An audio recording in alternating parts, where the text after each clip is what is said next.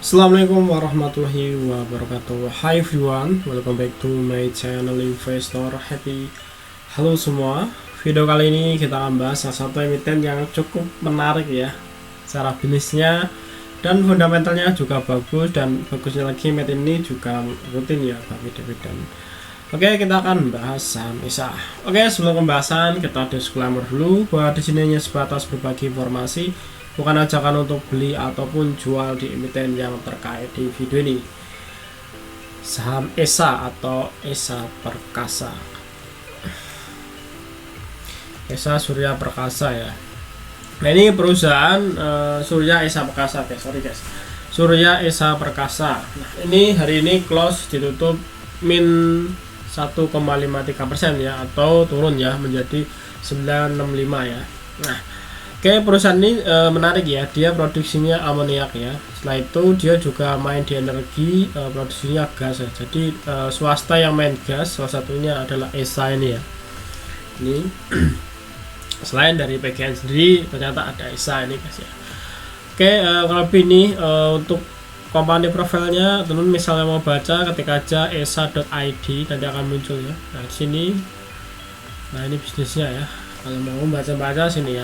Oke, kita akan lihat ya untuk laporan keuangannya. Ini per kuartal 4 ya, sudah turun. Nah, ini ESA ini kita lihat ya, segi asetnya dulu. Di sini dinyatakan dalam bentuk dolar ya. Nanti kita akan lihat juga di bentuk rupiahnya yang di RTA ya. Di Tokbit ya. Nah, dari segi aset ya, untuk ESA ini ada kenaikan ya. Dari sebelumnya 809 juta ya US dollar naik ke 831 juta US dollar. Artinya ada kenaikan sekitar 22 ya juta US dollar. Ini dari sisi kenaikan dari segi aset.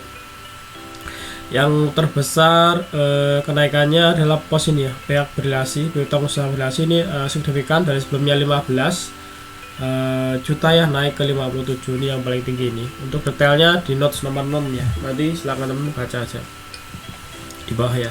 Terus kita lihat untuk liabilitasnya ESA ini sekitar 305 ya, 305 US dollar. Kalau kita bandingkan secara year to year ini turun ya, turun lumayan, hampir 60% ya, 40% lah ya, dari sebelumnya 508 turun ke 305. Nah, ini penurunan signifikan adalah utang bank ya. Nah, ini turun, utang banknya turun dari sekitar 400 juta US dollar turun ke 177 ya. Ini yang paling signifikan. Terus ada utang bank juga turun nih ya. Jadi yang liabilitasnya turun ya, segi utangnya turun, sebenarnya bagus ya. Terus kita lihat untuk ekuitasnya masih sekitar 525 ya US dollar. Ini kalau kita bandingkan sebelumnya ini naik ya, dari sebelumnya 300 naik ke 525 ya, sekitar 40%an ya. Nah, untuk sisi kenaikan dari segi ekuitas. Oke, kita lihat untuk laba ruginya, pendapatannya juga naik ya, ini 100% lebih ya. Sebelumnya 303 juta US dollar naik ke 731 juta. Terus beban pokok juga naik ya, dari sebelumnya 193 naik ke 390. Nah, untuk laba kotornya dari 110 juta US dollar naik ke 341 ya. Ini naik 100% lebih juga ya dari sisi beban laba kotornya ya. Nah, untuk laba bersihnya sekitar 229 ya. Sebelumnya 19 juta naik ke 229 juta. Wah, ini 10 kali lipatnya lebih makanya ini kenaikannya. Untuk IPS ya per saham dalam 1000 saham ya, ini dari sebelumnya 0,892 naik ke 8,8. Ini 1000 kali ya guys ya, 1000% ya kenaikan dari segi labanya ya. Nah, untuk cash flow-nya sendiri juga naik ya, dari sebelumnya 992 juta US dollar naik ke 308. Artinya dari sisi kinerjanya ini sangat bagus ya, 10 kalinya ya kenaikan, dari segi labanya naik ya, IPS-nya juga naik. Nah, oke, dari laporan keuangan aman ya ini emiten. Nah, kita lihat ya dari wetanologi dulu. Kita lihat insidernya dulu ya. Insidernya dulu ada transaksi yang ini enggak. Kalau kita lihat ini Garibaldi Thohir ini jualan ya sekitar 0,2% ya. Ini 2 Maret di awal bulan. Berikutnya Februari ini refurbishment ya. Ini dapat barang terus dia jualan dikit ya. Dia masih ada sekitar 0,4% ya. Nah, sebenarnya masih aman guys ya. Masih nggak ada yang signifikan, memang baru PP ya dari refurbishment. Nah, kita lihat untuk wetonmologinya dulu, seasonality-nya. Nah, untuk KESA ya, ini kalau kita lihat di bulan April 75% ya probabilitas untuk kenaikannya. April 17, untuk Mei 0 ya, 50-50 bulan Mei karena cenderungannya turun ya. Ini untuk April ini ya potensi juga ya karena dia cenderung naik ya, naik 3 kali min 1 kali ya bulan 2019 ya.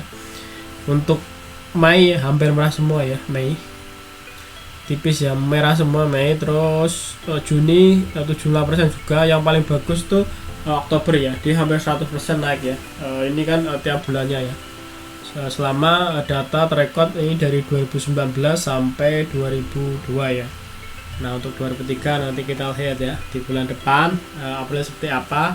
Nanti kita acak-acak dari sini ya, nanti dari sini. Jadi ketika nanti di awal bulan ataupun akhir bulan nanti teman sudah ada gambaran mau masuk yang mana nih. Nah kan kecenderungan data kan bisa ini ya menunjukkan ya, mendapatkan data untuk kita. Jadi kita banyak data untuk mengambil keputusan.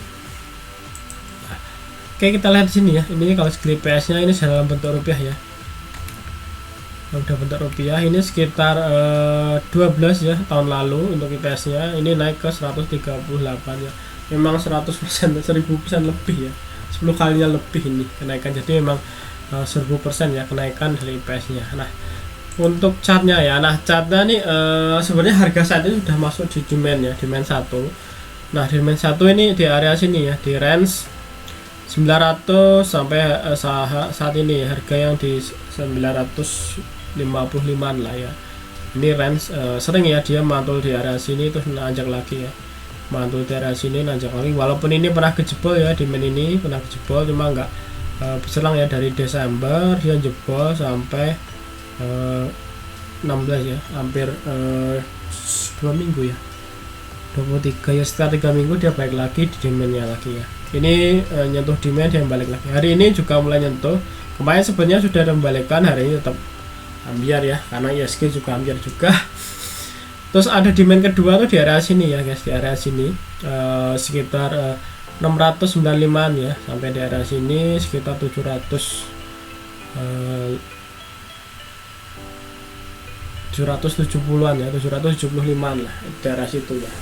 Nah, terserah teman mau nunggu di arah sini atau situ. Kalau kita lihat di Desember ini dia membagi dividennya bulan Juni ya.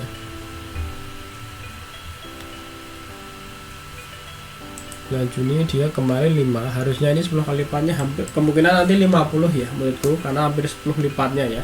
Kalau kita pakai V4 ini nanti DPR-nya anggap aja sama ya. Karena kalau tahun kemarin itu 5, kalau tahun sini kan dia naik 10 kali ya untuk PS-nya. Kalau DPR-nya disamain kemungkinan 50-an ya. Cukup tinggi ya. Nah, di area sini ya. Jadi, teman-teman mau nunggu di area sini atau sini, dan harganya sebenarnya masih sideways ini ya. Belum kelihatan dia sideways untuk channel yang sini ya. Nah, kalau sini bisa dimanfaatin ya. Strateginya mungkin ngambil di area demand sini, ketika jebol mungkin harus out dulu ya. Seperti itu, ataupun benar-benar mau nunggu sini kalau turun ya. Nah, oke, kurang lebih seperti itu ya untuk analisa saham ESA ya, dengan laba yang naik sekitar 1000%, IPS-nya juga sama ya. Dan MT ini juga bagi dividen ya. Kita lalu bagi dividen baginya sekitar bulan Juni. Terus dari wetonmologi ya, bulan April sekitar probabilitasnya naik sekitar 75% ya. Untuk Mei 0. Terus yang paling tinggi peaknya di bulan Oktober ya, hampir 100% ya. Oke, segi laporan keuangan aman, wetonmologi aman, untuk megang saham juga masih aman. Kita lihat ya, masih satu kurang lagi ternyata shareholdernya gimana, sudah mulai berkurang belum, ini penting ya untuk kita lihat. Untuk shareholdernya nambah ya Februari, kita lihat ya Maret nanti apakah gimana. Ini Januari dia sudah kurang ya, Desember kurang, Februari dia nambah ya shareholdernya. Februari itu bulannya ini ya Februari, kita lihat kemungkinan nambah ya, kemungkinan jatuh, ini harusnya kurang ya. Oke, kurang lebih seperti itu untuk analisanya. Kalau teman-teman ada pertanyaan atau request, silahkan aja ditanyakan di kolom komentar. Terima kasih semua yang sudah nonton video ini. Sampai ketemu di video berikutnya. Happy cuan and happy investor. Bye bye.